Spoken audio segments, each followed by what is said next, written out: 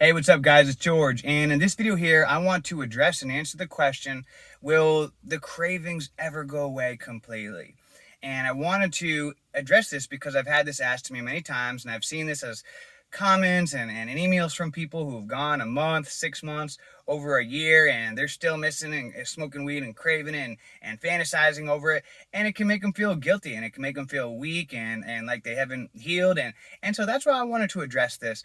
And to be 100% real with you, I can't say for sure if they ever will completely go away. I mean, it's only been a couple of years for me, so I can't say this with absolute certainty that they'll ever go away completely, because from time to time I still do get cravings and fantasies and memories that pop up in my head, and they trigger me to fantasize. But I'm okay with it. I am at peace if I do have cravings and fantasies and temptations for the rest of my life, because having a temptation is not a bad thing. It's when we take action on that craving or that temptation, that's what gets us into trouble. As humans, we're faulty creatures.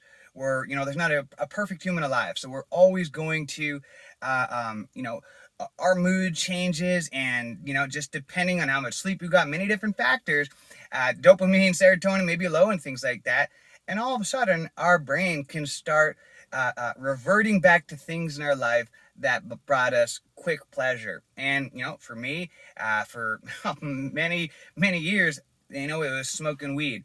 And so that's what happened. It can be very easy to start fantasizing on those types of things, but just having a craving doesn't make you weak. What brings poor character is when you're unable to control those temptations. You're unable to control those thoughts, and you take action on dangerous thoughts. That's what gets us into trouble.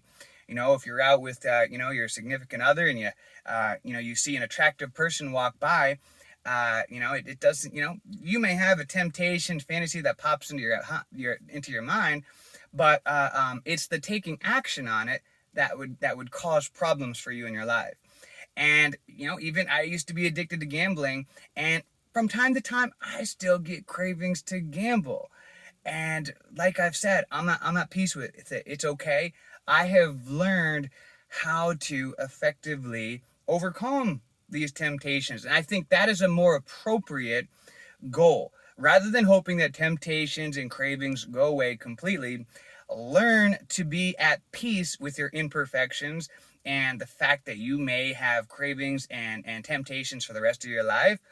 But instead, focus and make it a goal to learn how to more effectively overcome these temptations, how to deal with them. That when you're having one of those evenings where you really just want to smoke, and it doesn't seem like anything else will work, and it doesn't seem like it's worth it anymore, that's when character is built. And this is the test. This is the level up, where if you could say, what, instead of smoking weed, I'm gonna go work on a craft. I'm gonna go play my guitar. I'm gonna go for a walk. I'm gonna go do 100 push-ups. I'm gonna do go call a friend, family, whatever you have to do to be able to break that habit and work that pattern, and work on instead creating a new neural pattern. That's a more effective practice, and see it almost as like a challenge. Hey, you know what?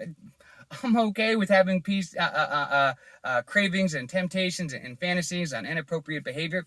It's okay. Bring it on. It's okay. Throw them at me, and instead see it as them level ups. As it's just like in a video game. You get things coming at you. You don't complain when there's challenges in the game. You have fun learning how to effectively overcome the challenges. And that's all this is way. It's a chance for you to learn how to level up and overcome these challenges. That's what this is all about. Learning how to deal, because hey, unless you had never it's kind of like TV. If you had never watched TV in your life, you wouldn't know what you were missing. But now that you've experienced TV or YouTube, imagine all of a sudden if all cell phones disappeared instantly, you'd probably fantasize about watching YouTube, for the rest of your life. You would still reminisce and miss it. It's the same thing with smoking weed or anything else. Because you've experienced it, we can't erase that part of our memory. At least not yet. Maybe someday we'll have that technology, but I'm okay, if we don't. I don't even, it doesn't matter to me.